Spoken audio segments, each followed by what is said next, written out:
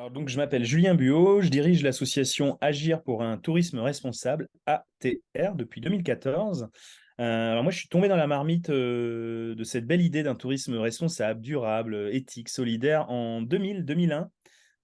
J'étais étudiant en sciences politiques et j'ai fait mon stage au Conseil national du tourisme où on m'a demandé d'élaborer un rapport sur les modes d'application concrète de l'éthique dans le tourisme et les voyages. Donc j'ai fait un travail d'enquête auprès des collectivités locales, des tours opérateurs, des ONG et j'ai fait des très belles rencontres de gens qui m'ont beaucoup inspiré, notamment un Lyonnais, Christophe Le Cervoisier, qui à l'époque Mmh. avait Attends. créé l'agence Atalante et avait inventé la charte éthique du voyageur. Pendant longtemps, moi, je me suis spécialisé dans l'animation de réseaux d'acteurs parce que je pense que c'est une fonction essentielle du développement durable que d'inviter à travailler de manière transversale en croisant les regards.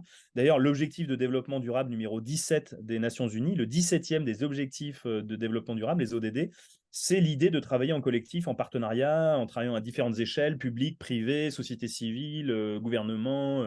C'est dans l'ADN du concept de développement durable. Donc finalement, cette compétence et cette fonction d'animation de réseau, pour moi, elle est essentielle à l'idée que le tourisme peut être plus responsable, moins irresponsable. À l'époque, quand je suis arrivé à Terre en 2014, on avait 10 agences. On avait quasiment toutes les agences de trek françaises. Donc plutôt une association et un Mmh. thème, le tourisme responsable, qui était L'aventure? trusté Mmh. par le tourisme d'aventure, mais avec l'envie de justement surtout arrêter de faire du tourisme responsable, la chasse gardée des agences de trek Mmh. outdoor. Et moi, je suis arrivé à ce moment-là, je trouvais déjà qu'à terre, c'était gigantesque par rapport à la TES, et qu'en termes d'impact, c'était déjà génial, mais je trouvais du coup d'autant plus important, en effet, d'ouvrir la porte et autoriser l'ensemble des professionnels du voyage français à agir pour un tourisme responsable. Ça ne veut pas dire être responsable, Mmh. ça veut peut-être dire être moins irresponsable. Et donc vraiment d'être dans une démarche de progrès continu avec notamment un label, parce que ATR, au-delà d'être un collectif, on est aussi et Mmh, surtout mmh, un mmh. label qui permet de borner, de cadrer le chemin pour monter vers un tourisme plus responsable, avec 3 grands chapitres dans notre label. La relation avec les clients, qui est essentielle, parce que du comportement du client dépend aussi le caractère responsable du voyage. Mmh, C'est pas mmh, qu'une mmh. histoire de professionnel. Mmh. Deuxième chapitre, la relation avec les fournisseurs. Et c'est vrai qu'une grosse partie du sujet repose quand même sur les Mmh. épaules des fournisseurs des tours opérateurs, ce qu'on appelle les agences réceptives, qui organisent la logistique locale d'accueil. Et ensuite, évidemment, ça aurait aucun sens de vouloir embarquer ses clients et ses fournisseurs si on n'est pas capable d'être un minimum Toi-même exemplaire impliqué. dans Mmh, la relation avec mmh, ses collaborateurs et dans la gestion de son entreprise.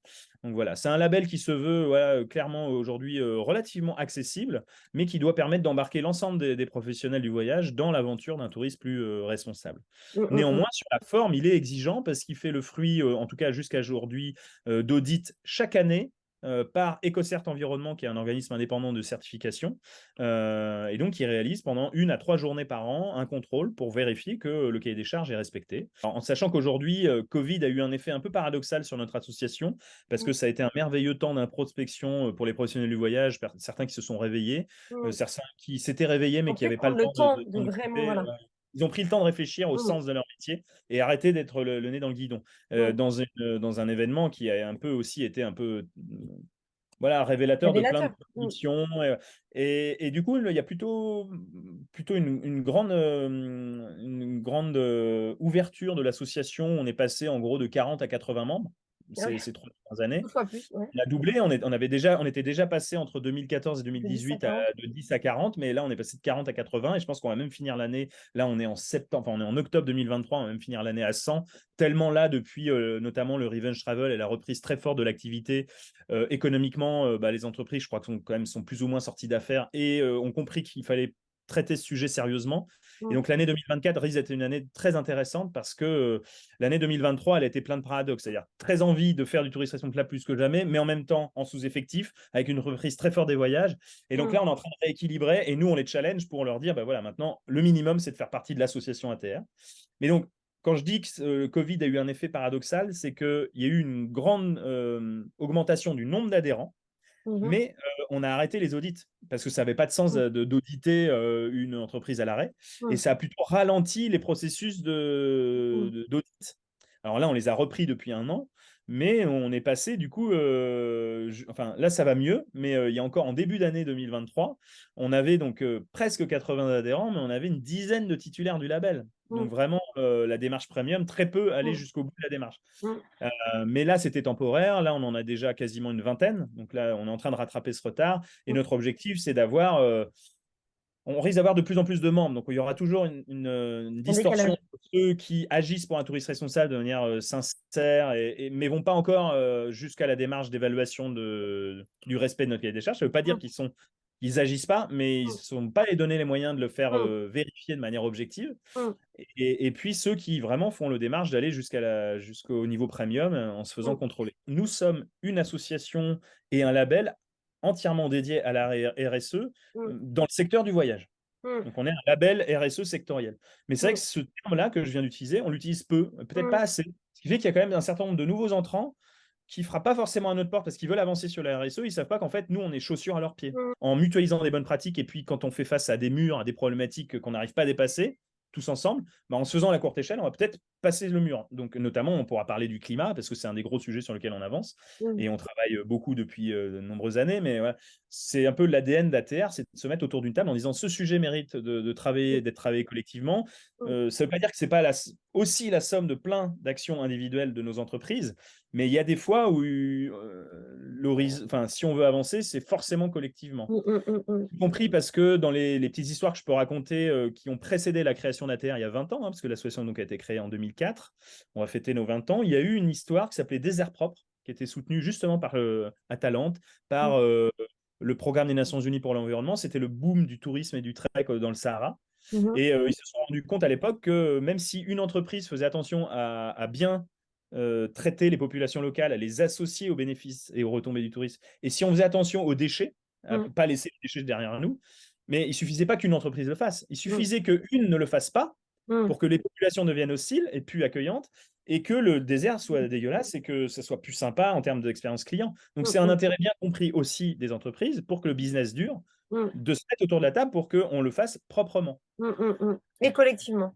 Et collectivement. Un des événements très importants de notre association, c'est qu'on se retrouve au moins une fois par an, mais en fait plus régulièrement que ça, et de plus en plus régulièrement maintenant. On a un grand séminaire annuel où avec beaucoup de temps off pour faire communauté, en fait, pour se connaître les uns les autres, devenir plus confrères que concurrents, voire même amis, voire même, on a pu servir d'agence matrimoniale parce qu'il y a eu des regroupements entre nos adhérents, ils se sont rachetés aussi parfois. Et cette communication d'ATR, elle repose sur une promotion par nos adhérents déjà, notamment ceux qui sont titulaires du label de la marque ATR. Et nous, on s'occupe de la communication B2B avec les professionnels pour nos membres et les futurs membres, les encourager, les influencer. Et ensuite, on a une stratégie via les médias. On est reconnu comme on est plus reconnu comme une association experte que comme un label par les médias. Donc, on a énormément de retours médias depuis toujours, mais là, ça s'accentue ces derniers mois quand Et même. finalement, c'est les adhérents qui capitalisent sur leur label de leur côté. Ouais, non, mais sauf que ça, c'est pas satisfaisant. La vérité, c'est que c'est pas satisfaisant parce que les adhérents, ils ont leur propre marque déjà à faire vivre, c'est déjà pas mal. Et que c'est pas suffisant. Donc, on a une stratégie à l'occasion de nos 20 ans l'année prochaine de changer de paradigme en disant non, il faut vraiment qu'on se donne les moyens de faire vivre la marque ATR beaucoup plus fort avec l'association ATR. Et puis pendant longtemps, la marque ATR, c'est plutôt une marque de réassurance pour des clients de nos membres qui venaient se rassurer. Aujourd'hui, on pense que c'est une stratégie de conquête de nouveaux clients qui vont venir parce que l'entreprise elle est ATR. Donc c'est très différent. Le flux, il va s'inverser. C'est pas les gens qui vont venir depuis les sites de nos adhérents vers le site ATR, c'est le site ATR qui va générer du trafic. Parce que pendant longtemps, les entreprises d'ATR qui prétendaient agir pour un tourisme responsable, elles ont juste fait complètement l'autruche sur l'urgence climatique. On avait encore beaucoup qui disaient, en fait, on prétend agir pour un tourisme responsable, mais on fait encore beaucoup de voyages en avion, pas que, mais on en fait aussi. Et donc, quand en 2015, on a commencé à leur dire, en fait, arrêtez de faire l'autruche, ouvrez les yeux et on met la tête et c'est collectivement qu'on va travailler. En fait, on s'aperçoit en faisant ça qu'il y a plein de membres qui faisaient clairement plus l'autruche depuis longtemps. Je pense aux gros voyageurs du monde. Et puis, on a commencé par y aller tranquillement, en disant, en fait, la première des choses à faire, c'est déjà, si on veut réduire, si on veut perdre du poids carbone, il faut se peser. Donc, la base de toute stratégie, c'est comprendre les interactions entre tourisme et changement climatique, en sachant qu'il y a une interaction qu'on ne met pas suffisamment en avant, mais la qualité de l'expérience touristique qu'on offre, elle est menacée par le changement climatique. Les climats, les plages, les sommets enneigés, enfin tout ça, ça disparaît. Donc demain, Bien notre sûr. matière première, elle disparaît. Non, Donc mais c'est voilà. interdépendant. Et en même temps, le tourisme, il contribue à 10% des émissions globales de CO2 à peu près. Hein, donc c'est déjà énorme. Donc on est à la fois victime et bourreau. Donc déjà, Mm, comprendre les interactions. Deux, on évalue. Et mm, puis, en effet, ben, si on évalue, c'est aussi pour prétendre réduire, même à la marge, mm, même commencer à réduire, mm, même sur le périmètre de l'entreprise, c'est déjà symbolique, mais il faut travailler ça. Et puis, petit à petit, on a commencé à partir de 2015, la COP 21, on a participé aux travaux du GIEC, à la COP 21 à Paris, on a commencé à débattre, et puis petit à petit, on s'est enfermé dans ce qu'on appelle le tunnel du carbone. Mais c'est mm, normal, on avait du retard à rattraper sur ce mm, sujet-là, mais on a complètement oublié l'ADN de l'association qui était les valeurs humaines, la solidarité, les questions sociales, sociétales, les relations avec les bénéficiaires et les partenaires du tourisme responsable mm, dans les destinations, que ce soit en France ou à l'autre bout du monde. Et là, on est en train d'en sortir de ce tunnel-là en disant évidemment, il faut qu'on continue de traiter très sérieusement le sujet carbone, ça reste le sujet majeur, mm, mais mm. n'oublions pas tout le reste. Même François Gémen hein, du GIEC, hein, c'est pas n'importe qui. Moi, je le fais intervenir depuis 4 ans dans nos écosystèmes. Même lui défend l'utilité sociale des voyages. Donc, quelqu'un Mm, du GIEC, il ne dit mm, pas qu'il ne faut plus voyager.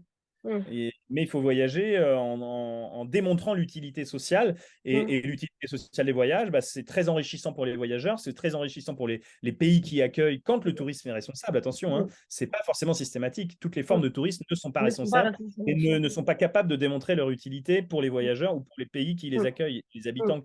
Mais de là à se dire, de se donner un horizon où il n'y a plus de voyages, ça, c'est pas du tout acceptable. Et donc, depuis 2018, le message d'ATR, c'est de mm. dire voyageons moins, voyageons mieux, voyageons Longtemps. moins loin, plus longtemps, ce qui n'empêche absolument pas de voyager à l'autre bout du monde, mais de manière exceptionnelle. Mm, Et exceptionnelle, ça veut dire rare, beaucoup plus rare peut-être. Tout est dans le beaucoup plus ou pas. mm, Et puis surtout, pour y faire quelque chose de bien. mm, Euh, exceptionnel dans le sens très qualitatif, dans le sens où on va évaluer les impacts négatifs, il y en aura toujours, il ne faut pas les sous-estimer, mais il faut les évaluer et essayer de les réduire, en sachant qu'il y a une part, notamment sur le climat, les émissions de CO2 qui sont incompressibles, mm, qui sont difficilement compressibles. Et puis, ne surtout pas oublier qu'il y a aussi beaucoup d'impacts positifs mm. qu'il faut aussi évaluer et qu'il faut aussi maximiser. Vous pensez qu'on y viendra par la contrainte? Oui, alors ça fait partie aussi de l'évolution de la stratégie d'ATR. Pendant longtemps, nous, on a prétendu que, de manière peut-être un peu trop optimiste, que le métier du tour opérating pouvait s'autoréguler avec des contraintes volontaires. On s'auto-contraint avec un label. Hein. On Mm, n'attend pas que le législateur, les législateurs, les pouvoirs publics mettent des règles, mm, mais on voit bien que ça peut pas, on peut pas s'en contenter. Même si mm, demain, on est 200, 300, mm, il restera 3000 opérateurs de mm, voyage qui ne seront pas membres de l'association et encore moins titulaires du label. mm, Donc, on a un objectif aujourd'hui de plaidoyer pour aller voir les pouvoirs publics en leur disant, vous voyez, mm, ce que nous, on recommande à nos adhérents, peut-être qu'il faudrait que ce soit obligatoire, à mm, commencer par les formations. On parle mm, de la fresque du tourisme, on parle de mm. la fresque du climat, qui sont peut-être des prérequis pour pouvoir exercer demain le métier de professionnel du voyage. Mais ça me fait Euh, penser à ce qui se passe alors dans un tout autre sujet, mais la fast fashion, il y a énormément d'acteurs du textile qui ont exactement la même démarche, de vouloir mettre en avant des bonnes pratiques et qui vont voir on le s'en est inspiré. législateur. On Ce qui, s'est eux, en inspiré plus, est d'autant de, plus difficile qu'ils sont face à une concurrence internationale, pour ne pas dire asiatique, très, très importante. Nous aussi, on est Ouais. soumis à une concurrence européenne. Dire, si demain on interdit, je sais pas moi, un vol de moins de 5 heures de décoller de l'aéroport de Paris, rien n'empêche de le Mhm. faire depuis Bruxelles, Bien Amsterdam, sûr, Bâle. bien sûr. Donc, nous aussi, on est sur un marché concurrentiel. Mhm. Après, je suis pas sûr que ce soit la seule mesure à adopter d'interdire les vols de moins de 5 heures qu'on pourrait pas faire Bah, déjà autrement moins que. d'une heure, ce serait bien. Voilà. Donc oui, nous, on pense qu'il va falloir réguler. On a un opérateur pivot dans la transition du tourisme en France, y compris des tours opérateurs, qui s'appelle l'ADEME, Mhm. qui est assez génial avec des testings de méthodes sur la Mhm. décarbonation d'un tour opérateur. Mhm. Nous, on a plusieurs adhérents qui participent, dont Vie Sauvage, Club Med, mais aussi Marieton Développement. Donc, on a même des acteurs plus inattendus Mhm. qui se testent à des Mhm. de nouvelles méthodes, y compris des méthodes voilà, Mhm. disruptives hein, dans nos métiers, qui Mhm. remettent peut-être en cause le modèle économique de Et alors certaines justement, entreprises. est-ce que vous êtes sensible à ce qu'on peut appeler le greenwashing chez Alors, certains de vos membres? Comment est-ce que mais vous... alors, le greenwashing, ça peut vouloir dire des choses très différentes entre tout le monde peut être accusé de greenwashing, même les Mhm. entreprises les plus engagées, Mhm. parce que je suis pas sûr qu'une seule entreprise soit vraiment à la hauteur des enjeux à ce jour. Tout à fait. Même Après, si il y en Belle a qui Évasion, sont plus ou moins. je vais donner des exemples, même si Belle Évasion qui a décidé d'arrêter les voyages long courriers en avion, Mhm. bah, elle continue de les proposer des voyages moyen courrier en avion. Non, mais personne n'est irréprochable. Voilà. Et donc, Après, en fait, bah, qui vraiment est à la hauteur des enjeux et qui pourrait prétendre ne pas faire et de ben greenwashing? justement, est-ce qu'il Ouais. y a quelque Alors, chose qui a été réfléchi par donc, c'est rapport à pour cette ça que le partie-là? greenwashing, moi, je fais très attention, j'utilise très rarement et j'essaye d'expliquer pourquoi.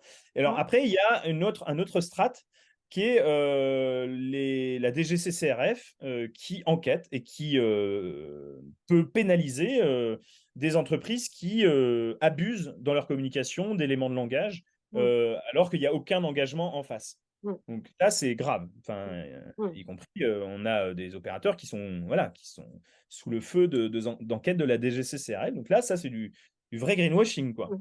Mhm. Il fallait en appeler un vrai un peu. Après, il y a la RPP, l'Agence de régulation de la publicité, qui est l'agence d'autorégulation des agences de com, qui Mhm. recueille des plaintes des clients C'est et ça. qui va parfois faire des enquêtes. C'est de Mhm. l'autorégulation. Et Mhm. après, en fait, voilà. Et vous, chez ATR, sans parler de gros mots comme le greenwashing, comment est-ce que. Parce que j'ai bien compris que Alors toutes nous, les bonnes ATR, volontés par étaient. définition, Toutes les bonnes notre volontés marque, sont prises, mais. ouais. Non, mais nous, notre marque, elle s'appelle. Alors, c'est possible que ça évolue dans les années à venir en termes de stratégie, parce que je pense qu'on ne pourra pas se contenter très longtemps de ça. Mais ça fait 20 ans qu'on le dit quand même. ATR, c'est agir pour. Ça ne veut pas dire on est responsable. Oui, Agir pour un complètement. touriste responsable ou agir pour un touriste moins Mhm. irresponsable. Donc, Mhm. la question va devoir se poser en effet des lignes rouges. Mais pour le moment, on n'a pas pris cette Mhm. responsabilité de définir des lignes rouges parce que, par exemple, un des indicateurs sur lequel on travaille, c'est l'intensité carbone à la journée des voyages. Mhm. L'idée, c'est de toujours de valoriser des durées de séjour beaucoup plus longues. Mhm.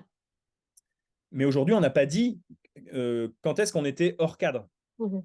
Parce que pour moi, le message que je suis encore chargé de dévoiler, c'est de dire quelqu'un qui faisait un voyage de